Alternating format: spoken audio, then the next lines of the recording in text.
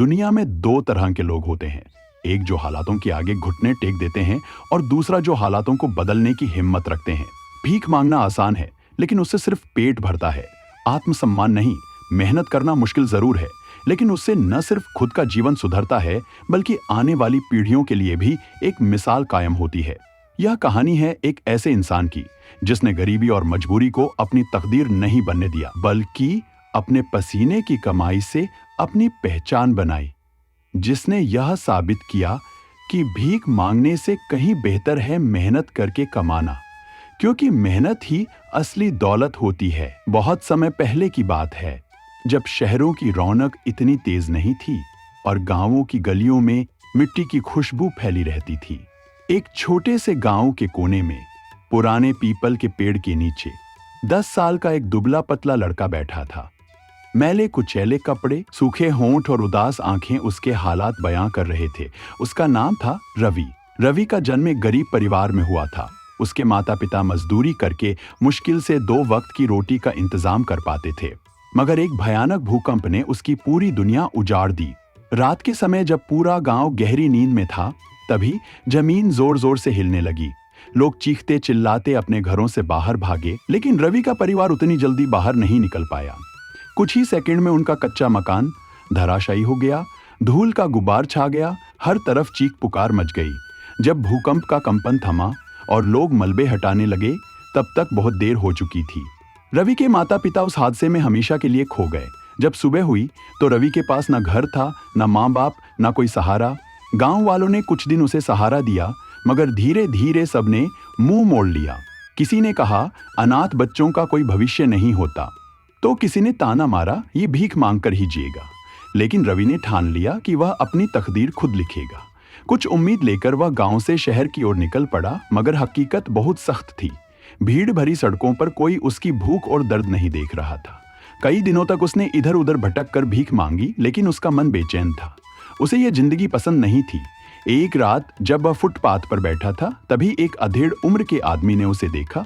साधारण कपड़े पहने उस आदमी की आंखों में गहराई थी। उसने रवि से पूछा, बेटा तुम भीख क्यों मांग रहे हो? रवि ने मायूस होकर जवाब दिया, मेरे पास कोई और रास्ता नहीं है, मैं क्या कर सकता हूं? आदमी मुस्कुराया और बोला, तकदीर उन्हीं का साथ देती है जो मेहनत करते हैं। अगर तुम चाहो तो मैं तुम्हें भीख मांगने से बेहतर रास्ता दिखा सकता हूं। रवि चौंका। वो सोच नहीं पा रहा था कि यह आदमी उसकी मदद क्यों करना चाहता है, मगर उसके पास खोने को कुछ नहीं था, इसलिए उसने सिर हिलाकर हामी भर दी। वह आदमी, जिसका नाम दयानंद था, रवि को एक छोटी सी दुकान पर ले गया। वहां मिठाइयां, नमकीन और रोजमर्रा की जरूरी चीजें बिकती थीं। उन्होंने कहा, अगर तुम यहां काम करोगे तो मेहनत की कमाई मिलेगी, लेकिन याद रखना मेहनत में सब्र और ईमानदारी जरूरी है। रवि ने तुरंत हामी भर दी। अगले ही दिन उसने काम शुरू कर दिया। पहले झाड़ू लगाना पड़ा, फिर बर्तन धोने पड़े। शरीर थक जाता, मगर दिल में नया जोश था। दिन खत्म होने पर दुकानदार ने उसे 5 रुपए और एक गरम रोटी दी। ये पहली बार था जब रवि ने अपनी मेहनत की कमाई देखी थी। उसने वह रोटी अपने हाथ में ली, उसकी खुशबू को महसूस किया और सोचा, यह भीख में मिले सूखे टुकड़ों से कितनी अलग है। दयानंद ये सब देख रहे थे। उन्होंने मुस्कुराते हुए कहा, देखा, मेहनत का स्वाद भी अलग होता है, लेकिन यह तो बस शुरुआत है।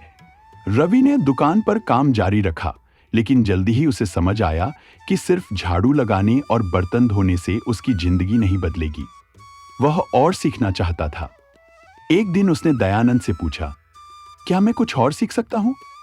दयानंद ने उसकी आंखों की चमक देखी और बोले, अगर सीखने की चाह है तो नए कामों से डरना मत। इसके बाद उन्होंने रवि को हिसाब किताब करना सिखाया। धीरे धीरे वह पैसों का हिसाब रखने लगा। अब वह सिर्फ झाड़ू लगाने वाला लड़का नहीं था, बल्कि एक होशियार दुकान सहायक बन रहा था। एक दिन जब दुकान के मालिक कहीं बाहर गए थे, तभी एक ग्राहक आया और बोला, भैया 1 किलो बेसन देना। रवि पहले तो झिझका, क्योंकि उसने ये काम कभी किया नहीं था, मगर फिर हिम्मत जुटाकर उसने बेसन निकाला, वजन किया और ग्राहक को दे दिया। जब दुकान मालिक लौटे और यह सब सुना तो वे खुश होकर बोले, रवि तुम बहुत तेजी से सीख रहे हो, ऐसे ही मेहनत करोगे तो बहुत आगे जाओगे। अब रवि का आत्मविश्वास बढ़ चुका था। वह हर दिन नई चीजें सीखता, ग्राहकों से बातें करता और ये समझने लगा कि कौन सी चीजें ज्यादा बिकती हैं। एक दिन उसने दयानंद से कहा, मैं सिर्फ दुकान पर काम नहीं करना चाहता, मैं खुद की दुकान खोलना चाहता हूं। दयानंद ने उसकी आंखों में सपने देखे और बोले, तो बेटा, अब असली मेहनत शुरू होती है। रवि अब पहले जैसा डरा सहमा बच्चा नहीं था। वह समझ चुका था कि तकदीर किसी के लिए तैयार नहीं बैठी होती, उसे खुद बनाना पड़ता है। रवि के मन में अजीब सी खुशी दौड़ गई जब उसे पहली बार एहसास हुआ कि वह वाकई कुछ कर सकता है। वह अब दुकान के हर काम में निपुण होता जा रहा था, लेकिन सफलता की राह आसान नहीं होती। एक दिन जब दुकान में बहुत भीड़ थी तो जल्दबाजी में रवि ने एक ग्राहक को गलत सामान दे दिया। ग्राहक नाराज हो गया और दुकानदार से शिकायत कर दी। गुस्से में दुकानदार ने कहा, अगर दुकान संभालनी नहीं आती तो ये काम छोड़ दो। रवि मायूस हो गया, लेकिन तभी दुकानदार ने आगे कहा, असली जीत वही होती है जो गिरकर भी खड़े होने की। ये शब्द रवि के दिल में घर कर गए। उसने ठान लिया कि अब वह पहले से भी बेहतर काम करेगा। अब रवि ग्राहकों को सामान देने के साथ साथ यह भी सीखने लगा कि दुकान कैसे चलाई जाती है। वह रोज दुकान के मालिक दयानंद से नई नई बातें पूछता। एक दिन उसने हिम्मत जुटाकर पूछा, क्या मैं भी कभी अपनी दुकान खोल सकता हूं? दयानंद मुस्कुराए और बोले, अगर मेहनत और धैर्य रखोगे तो कुछ भी असंभव नहीं, लेकिन तुम्हें खुद पर भरोसा रखना होगा। रवि के मन में एक नया सपना जन्म ले चुका था, अपनी खुद की दुकान खोलने का। लेकिन सबसे बड़ी चुनौती थी पैसे जुटाना। उसे समझ आ गया था कि दुकान चलाने के लिए 3 चीजें जरूरी होती हैं, धन, अनुभव और भरोसा।